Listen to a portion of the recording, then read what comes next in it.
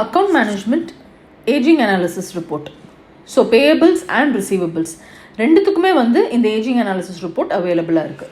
So account மேனேஜ்மெண்ட்டில் ageing accounts receivables, so outstanding analysis of the payment that has to come inside the organisation. So எல்லாமே ஒரு reporting format தான்.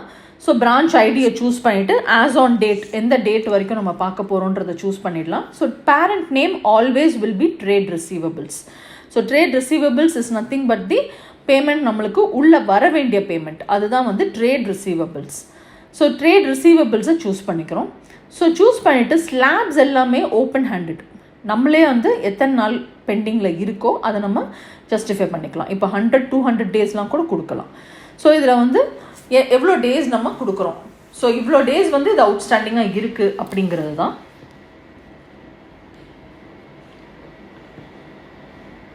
So இந்த மாதிரி கொடுத்து நீங்கள் அப்ளை கொடுக்கும்போது உங்களுக்கு வந்து என்டையர் லிஸ்ட்டும் வந்து உங்களுக்கு பாப்புலேட் ஆகிடும். ஸோ இந்த மாதிரி ஒரு கிளைண்ட்டுக்கும் வந்து எவ்வளோ பெண்டிங் இருக்குது, ஸோ 51 to 60 டேஸ் எவ்வளோ பெண்டிங் இருக்குது, ஸோ டோட்டல் அவுட்ஸ்டாண்டிங் என்ன, எவ்வளோ அட்ஜஸ்ட் பண்ணியிருக்கோம், எவ்வளோ அட்ஜஸ்ட் பண்ணலை, இது எல்லா டீட்டெயில்ஸுமே உங்களுக்கு ஃபெட்ச் ஆகிடும்.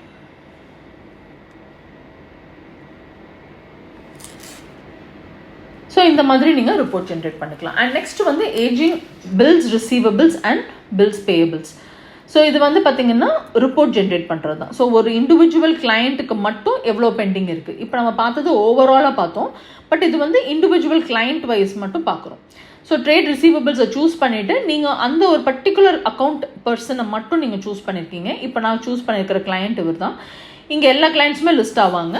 ஸோ இங்கே வந்து நீங்கள் ஒரு கிளைண்ட்டை மட்டும்தான் பார்க்கணும், எனக்கு அவங்களுடைய பேலன்சஸ் மட்டும் அவங்களுடைய ஹிஸ்ட்ரி மட்டும் தான் தெரியணும் அப்படின்னா நீங்கள் அவங்கள மட்டும் நீங்கள் சூஸ் பண்ணிவிட்டு அப்ளை கொடுத்தீங்க அப்படின்னா உங்களுக்கு இந்த மாதிரி டாக்குமெண்ட் ரெஃபரன்ஸ் நம்பர்ஸோட உங்களுக்கு வந்து என்ன எவ்வளோ பேமெண்ட் பண்ணியிருக்காங்க அப்படிங்கிறது வரைக்கும் காமிக்கும். அண்ட் இப்போ அவுட்ஸ்டாண்டிங் அவங்க எவ்வளோ பே பண்ணணும், இதை வாங்கிட்டா முடிஞ்சுது அப்படிங்கிற மாதிரி இதை நீங்கள் PDF or Excel ஷீட்டில் டவுன்லோட் பண்ணிக்கலாம்.